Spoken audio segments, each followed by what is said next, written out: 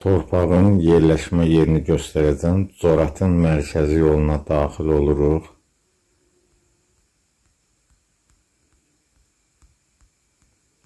Zoratın 7 nömrəli məktəbini keçdikdən sonra qarşıdakı 4 yoldan sağa 300-350 metr məsafədə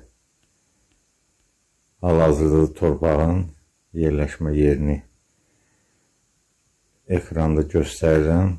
Biz Qur'anı bölənlərə də beləcə əzab endirmişdik. Onlar Qur'anı hissələrə böldülər. Bir qisminə inanıb, digər qismini inkar etdilər. Rəbbinə and olsun ki, biz onların hamısından soruşacağıq törətdikləri əməllər barəsində.